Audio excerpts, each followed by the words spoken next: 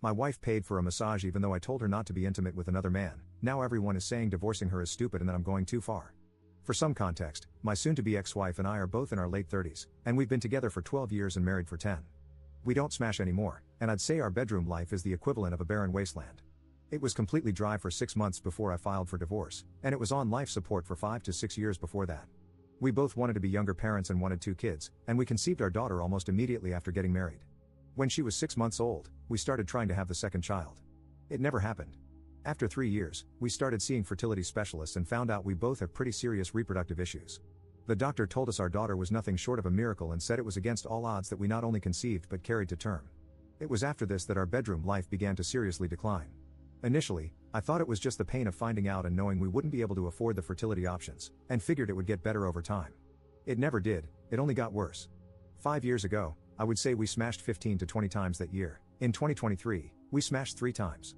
I have tried everything to improve this, spicing things up, talking, suggesting counseling. I more than pull my weight around the house. We both work and work basically the same hours. I'm telling you this because the usual stuff I read on Reddit about how the wife does it all is not even close to true. Over time, I have grown more and more resentful. The thing that makes me the most resentful is that she knows I have a high bedroom drive and just doesn't care. I, on the other hand, know she loves to be massaged and never withhold that from her. I probably massage her around 325 times a year. Almost every night, I will massage her calves, shins, ankles, and feet. 4 to 5 nights a month, I will go big and give her a full body massage. I noticed that giving these extensive massages was the best way to lead to smashing. I did them more often a few years ago, but not as much now. The success rate was never that great, maybe 20% of the time, but in the last 2 years, we are definitely in the single digits. When we hit the 4-month mark of absolutely no smashing, I decided I wasn't going to massage her ever again. It only took 3 days for her to notice, and she asked me to. I told her no, and I got angry. I said, "Why should I, when you don't give a damn about what I want?" Obviously, not my finest moment, and a huge argument followed. Things got ice cold at home, but I wasn't giving in. I was tired of all of it. A few weeks ago, she told me, "Fine, I will just start seeing a professional masseuse." I replied, "Then I will start seeing smash workers." That's cheating. "Fine, I won't, but you will not get a massage from anyone else. That is also cheating." "You're being ridiculous." "No, it's being touched in an intimate way by another person.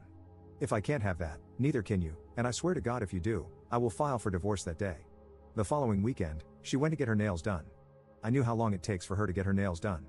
She came back almost an hour and a half later than I expected. She didn't say anything, she just acted normal.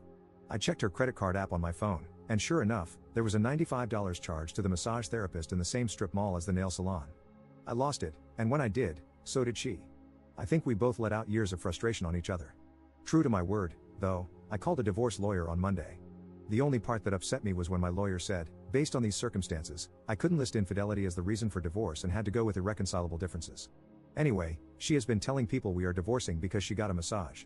Since then, I have had a number of family members and friends call me and say I'm a jerk. Some of them, even when I tell them my real reasons, still think I'm a jerk and that my reasons aren't good enough.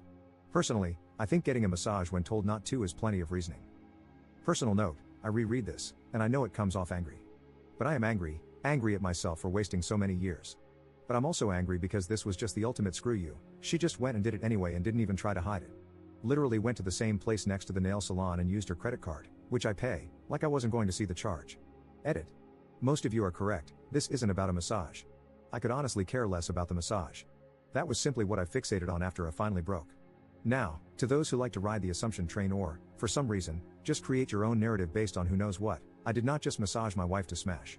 I did this for her nearly 300 times a year, nearly our entire relationship.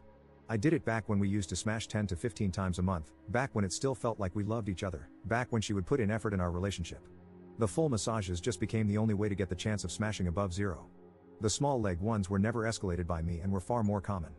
Since most people bashing me decided to skim over or ignore the short, vague list of all I tried over the years, here's a more comprehensive account: date nights, weekend vacations, love letters, and even long conversations where I laid out all my feelings. I'll give her credit, she never did promise to do better, just told me she understands where I'm coming from. Guess I should have understood then that meant she didn't care. I also suggested counseling 5 times, and I even booked us once and ended up going to the first 2 sessions by myself. When she said she was too busy to go to the third, I just canceled and never went back. Yes, the day-to-day routine stuff is pretty balanced, as far as housework and careers go, and I think we are both great parents. But our relationship was one-sided. It took me a long time to see it so boldly and to stop accepting it. If she wants a snack, She doesn't get it, she asks me to. Same with drinks. If she wanted to go out with friends, sure honey, no problem, go ahead, I got the girl, just worry about you. If I do, it's a 2-hour prep for me to make sure nothing's going to go wrong while I'm out. A couple of years ago, I saw a clip of a comedian talking about being out golfing when his wife wanted to watch a DVD, and everyone's laughing as he's describing the whole conversation. I just wanted to bawl my eyes out because that was my life. I just stopped trying to even go out, it wasn't worth the effort anymore. Yeah, we had other forms of intimacy. We cuddled at bedtime to fall asleep. She never really liked kissing or hand-holding, so I wrote those off back when times were good. So I had cuddling, and on the very rare occasion, smashing to look forward to. Now let's flip this over. Besides the near daily massages, it's also pretty common for me to brush her hair, she likes that and will ask for it, then painting her toenails a few times, and back scratching is also pretty common, oh, and usually, I draw her a bath after she works out. Does that count as intimacy, or is that just more of only doing things to please her? I guess I am the jerk. I'm the jerk to myself for putting up with this for so long.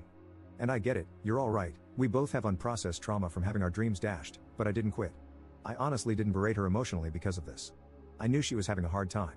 Yeah, I let my frustrations or disappointment show sometimes, but I didn't get angry. Not until now, not until I had that bad day, and she said, well, tomorrow will be better. Can you massage me? The sick thing is, I felt totally dismissed and still did it anyway. After, I was so angry I just decided I'm never rubbing her again. And I've been angry ever since. Even now typing this has put me in a full rage. No, I really don't give a damn about the massage. It was just the final screw you of our marriage. Update 1. While this is not official by any means at this point, I'll take it as a positive. My soon-to-be ex asked me to meet yesterday to hash out some details of the divorce, and it was actually pretty productive. We agreed on a 50-50 custody arrangement, basically week there, week here, and it becomes 2 weeks during summer break. We each keep our own retirements, splitting the savings 60-40 in her favor, and we each keep our primary vehicle.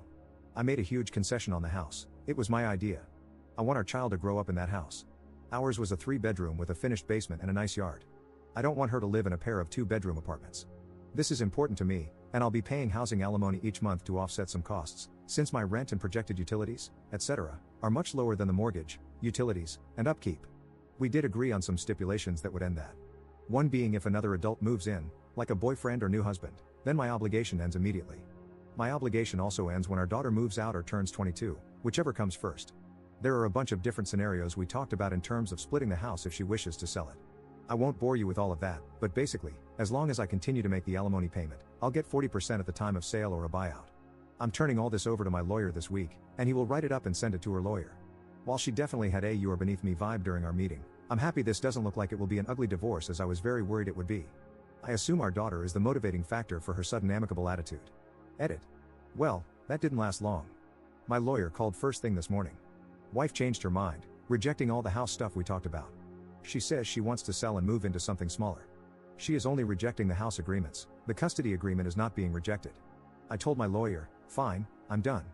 Then I gave him the offer from my side, 50-50 custody, 50-50 split of house sale. I'll still go 60-40 on savings. I know some of you say this is dumb and unfair, but I have my reasons, and they all revolve around our daughter. I'm actually fine with this, not even upset that she wasted 4 hours of our time on Saturday. Just ready to be done. After my initial tirade, I have really come into a good place. It's like I spent years carrying around a backpack of stones, and I finally decided to put it down. Commenter. I don't understand the 60-40 savings. If it revolves around your daughter, and you're 50-50 on custody, you having the money is the same as your wife having it, unless she has more responsible spending practices or something. Okay, I've paid all the bills our whole marriage. I don't mean my money, we both work. I mean I've been the person in charge of making sure things get paid. I also don't really spend a lot on myself month to month. Sure, I do some, but she is definitely more of a spender. I'd rather give her some more buffer while she learns how to manage finances, because yeah, I think she's going to mess up. Maybe I'm wrong, but this woman hasn't thought about bills or budgets in years. And I don't mean to say she is irresponsible, she's not. She wasn't a crazy spender or anything. Maybe I'm being irrationally accommodating. Also, I really need to stress we aren't rich people. This isn't some gigantic amount of money we're debating here. In all honesty, if she feels like she's winning and we divorce faster, I'll consider it money well spent.